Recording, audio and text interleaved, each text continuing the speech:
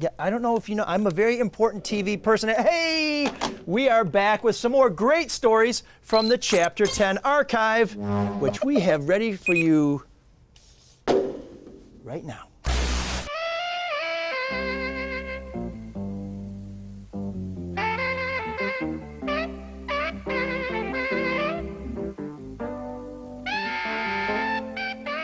Some days it's hard to know what local officials know, but this much I know: they don't know much about history. Take, for example, Coleman A. Young, one of the strongest leaders Detroit has ever seen. Detroit politicians are constantly evoking the image of Coleman Young, but they don't know Coleman Young. He was a Tuskegee Airman who went to war. I think we've got a much more serious situation now in communist infiltration of the CIA. He stood up to Joe McCarthy, and when someone dared ask whether he was on drugs, he said he'd pee into a cup. And when someone dared ask how they would know it was his urine that went in that cup, he said, "Come and take a look."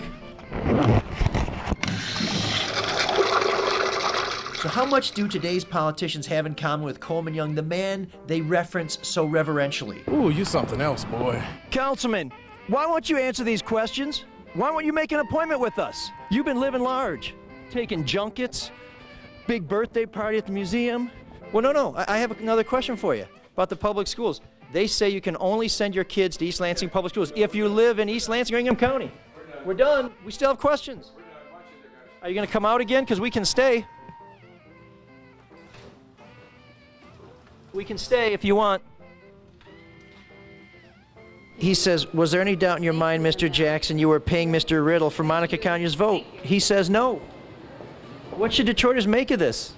Well, they don't exactly follow in his footsteps. Instead, they make tracks. Hey, Mr. Banks, can you stop for a minute? Hey, what's this fundraiser for? You trying to raise money for your rent? Sir. Come on. Mr. Banks, will you please come talk to us about this, sir? What's going on with this lawsuit? It says employees only. I guess he's working here now.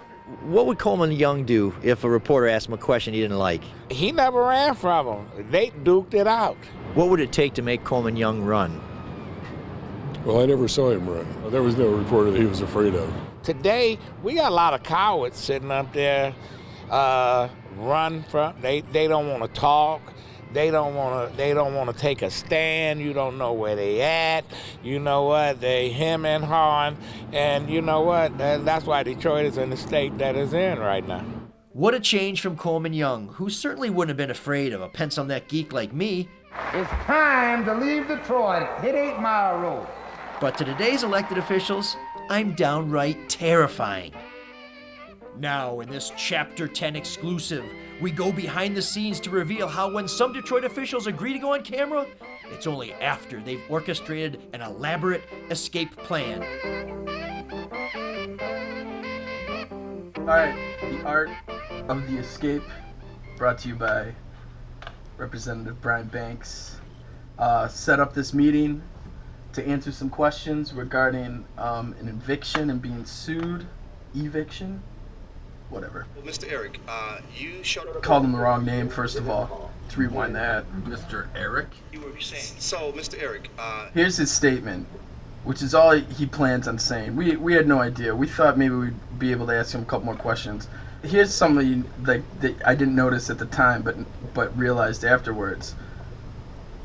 Look at the quick glance back to the door. That you can't see the door right now, but there's a door here that's locked, and we're not allowed to go in once they're in it. And that's glance number one at the door, making sure. you're ready. Yeah. There's a nod. Click of the door. Put it in your hand later. Whoa, it's locked. Can you just act like an adult, sir? Sir. Grandpa came out of nowhere. And he's gone. The art of the escape. ML honestly got a little bit owned. Not gonna lie. Look, he's like, let me see this statement. He's confused. He's looking. What? Where? Gone. Burned. Can you just act like an adult? Like a fart in the wind. What are we watching? An episode of 227? What is this? Well, you know, you live and you learn.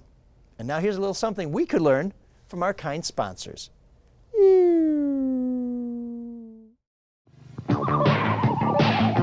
And now, these messages. I'm bored. Are we just gonna sit here and look at each other all night? 20 minutes later, still nothing to do. I got nothing. I wish there was something fun to do. Hey, kids! I know you. You're that mean guy that chases people around. That's just during the week. On the weekends, my middle name is Fun! I thought it was Lewis. Shut up, kid. Listen, hey, there's a great new product. If you guys are bored, you're gonna love it. It's called the Magic Riddle Ball! Dude, that sounds awesome. May I try it? Touch my whip. Magic Riddle Ball. It's the holidays and I could really use some extra cash, but I'm afraid about asking my mom for a loan. What is she gonna say?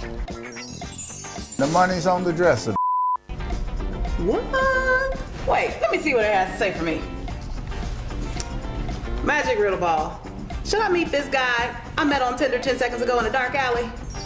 You know that old saying that if you lay with dogs, you'll get fleas? Hey, let me get in on this game. Be my guest.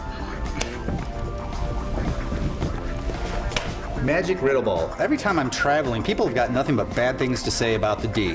What should I do? If the punks don't like it, come see me. Okay? Okay? Okay, it's my turn already. Give me that thing. Come on. Really? Yeah, come on. Magic Riddle Ball.